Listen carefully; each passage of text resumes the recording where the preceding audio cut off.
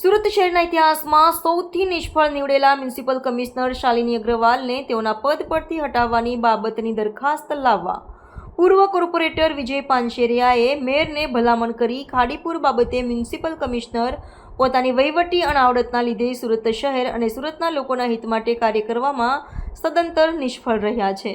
વિજય પાનશેરિયા અનધિકૃત બાંધકામો રોકવામાં તેમજ ખાડીના મુખ પર મીંઢોળા નદી પાસે બનેલા ગેરકાયદેસર ઝીંગા તળાવનો નિકાલ કરવામાં મનપા કમિશનર સદંતર નિષ્ફળ રહ્યા છે, જેને લીધે સુરતમાં ખાડીપુર આવ્યું છે. સુરત મહાનગરપાલિકામાં અત્યાર સુધીમાં અગણિત મ્યુનિસિપલ કમિશનરો પોતાનો કાર્યકાળ બજાવી ગયા. રાવ સાહેબ, જગદીશન, અપર્ણા મેડમ અને બીજા કેટલાય કમિશનરોને સુરતીઓ આજે આટલા વર્ષો પછી પણ તેમની કામગીરી અને સુરત પ્રત્યે આપેલા યોગદાન બદલ યાદ કરે છે. એમાં પણ પૂર્વ કમિશનર એસ.આર. રાવ સાહેબ તો સુરત શહેરમાં લોકજીવે ચડેલું અને દંતકથા સમાન નામ છે.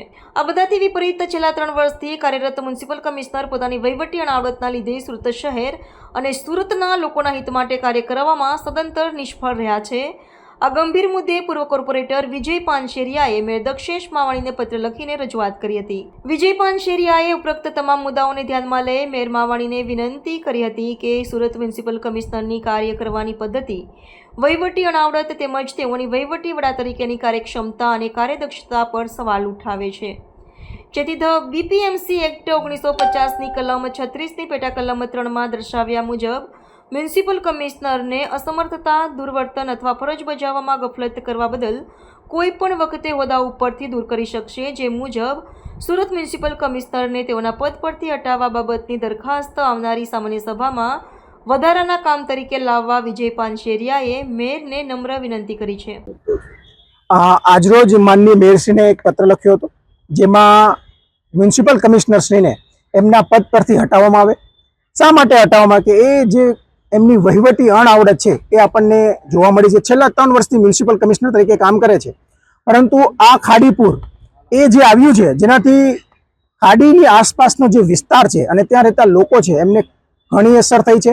એ વિસ્તાર હોય લિંબાયત હોય, પર્વત પાટિયા હોય, સણિયા હેમાદ હોય કે આજુબાજુનો કોઈ પણ વિસ્તાર હોય, ત્યાં જે લોકો વસે છે, ત્યાં નાના દુકાનદારો છે, એમને કરોડો રૂપિયાનું નુકસાન થયું છે. એટલે જ આપણે એક માંગ કરી હતી કે જે વહીવટી રીતે એમને જે કામગીરી કરવી જોઈએ, જે બીપીએમસી એક્ટ પ્રમાણે એમને ટાઉન પ્લાનિંગમાં કામગીરી કરવી જોઈએ, જે ખાડીનો કુદરતી વહેણ છે એ વહેણમાં કોઈ અવરોધરૂપ બાંધકામ ન થાય એનું ધ્યાન રાખવાનું હોય. અને ત્રીજું, જ્યારે આ ખાડી મીંઢોળા નદીને મળે છે અને ત્યાં જે અનધિકૃત રીતે ઝીંગા તળાવો બની ગયા છે એનો નિકાલ કરવામાં તદ્દન નિષ્ફળ રહ્યા છે.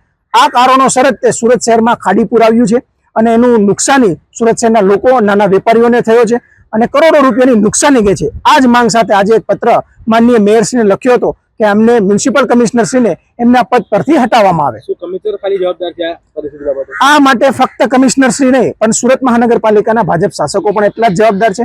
ભાજપ શાસકોએ સમયાંતરે મ્યુનિસિપલ કમિશનરશ્રી પાસે રિપોર્ટ માંગવાનો હોય, એમણે શું શું કામગીરી કરી છે અને વર્ષોથી છેલ્લા 5 વર્ષથી આ ખાડીપુર આવે છે તો એમણે શું કામગીરી કરી એ બાબતનો રિપોર્ટ માંગવો જોઈએ, પણ તે રિપોર્ટ માંગવામાં નિષ્ફળ રહ્યા છે. એટલે બંને સરખા જ જવાબદાર છે. ભાજપ શાસકો બી એટલા જ જવાબદાર છે અને મ્યુનિસિપલ કમિશનરશ્રી બી એટલા જ જવાબદાર છે.